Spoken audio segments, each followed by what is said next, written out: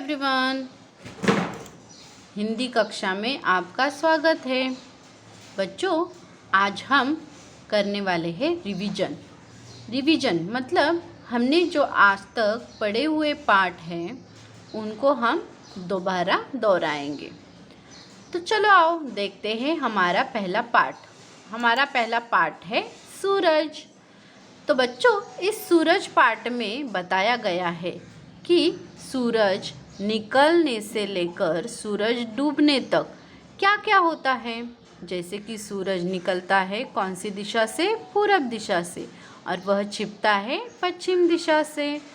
जब धीरे धीरे सूरज आसमान में छा जाता है तब सारे लोग अपने अपने कामों में लग जाते हैं और अपने अपने काम करते हुए, जैसे कि चिड़िया खिलखिलाती है, गाना गाती है, कलियाँ खिलखिला के मुस्कुराती है, और फिर दिन धीरे धीरे सीढ़ी चलने लगता है। और फिर ऐसे ही सूरज क्या करता है? अपना दिन बनाता है। और फिर जब दोपहर के बाद धीरे धीरे सूरज क्या करने लगता है? दिन चढ़ने लगता है और दिन ख़त्म होने लगता है।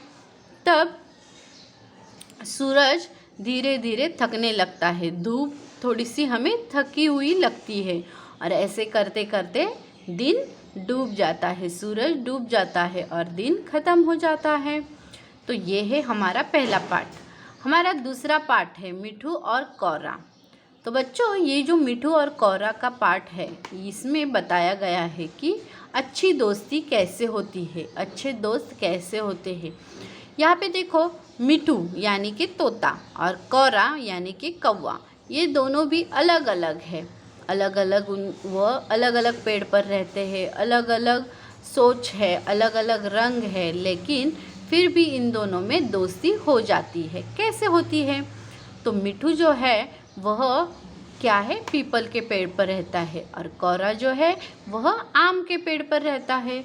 लेकिन एक दिन घूमते घूमते मिठू को आम का पेड़ दिखाई देता है और वह आम खाने के लिए जाने लगता है। तभी कौरा उसे डांट देता है। तब कौरा और मिठू में दोस्ती नहीं होती है, लेकिन मिठू के अच्छे बर्ताव से, अच्छे व्यवहार से उन दोनों में अच्छी दोस्ती हो जाती है, और फिर मिठू और कौरा एक साथ रहकर ढेर सारे आम खाते हैं, और यह उनकी पक्की दोस्ती का निशान है। तो समझ में आया बच्चों ये सेकंड पार्ट आपको? अभी हमारा है तीसरा पार्ट है हमारा खिलौनों की सभा।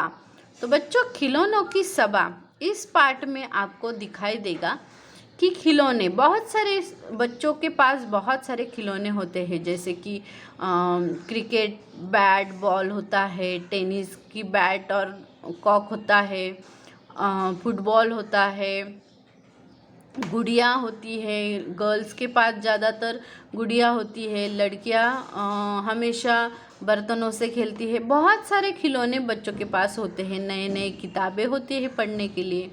लेकिन आज का दौर ऐसा है कि बच्चे हमेशा मोबाइल या फिर कंप्यूटर पर क्या करते हैं? गेम्स खेलते हैं। क्रिकेट तो साधारणतः मैदान पर जाकर खेलने का खेल है, लेकिन आजकल तो वह हमें मोबाइल पे भी अवेलेबल हो गया है। लेकिन वह कैसे खेलते हैं? ओनली उंगली घुमाकर हम यह गेम खेल सकते हैं, लेकिन बाहर मैदान पर हमारे शरीर की कसरत होती है, भाग दौड़ होती है, इससे हमें चुस्ती और फुर्ती मिलती है। तो ऐसे ही इस पार्ट में मनु और सावरी, ये दोनों भाई बहन हैं, जो कि उनको भी बहुत कंप्यूटर खेलने की आदत लगी है, और उनके जो खिलौने हैं वो बहुत उनसे उदास है, और वह एक कोने में, एक पिटारे में बंद है। तो वो उन बेचारों को भी ऐसे लगता है कि ये बच्चे हमसे खेलने चाहिए, ये बच्चे हमारे साथ बाहर घूमने चलना चाहिए, इन लोगों ने हमें खेलने के लिए यूज़ करना चाहिए। इस वजह से यह खिलौने बहुत ही उदास है। तो ये खिलौने, ये तकरार, ये जो उनकी शिकायत है वो लेकर वो मनु और सावरी के दादी के पास जाते हैं, और दादी को ये जब खिलौने सब चीज़ें बता रहे होते हैं तब सावरी और मनु ये सब चीज़ें सुन लेते हैं, और उनको एहसास होता है कि हमसे कितनी बड़ी गलती हो गई है, हम सिर्फ कंप्यूटर या मोबाइल पर ही खेलते रहते हैं, तो ये बुरी बात है। तो हमें क्या करना चाहिए, हमें खिलौनों के साथ बाहर भागा दौड़ी भी करनी चाहिए।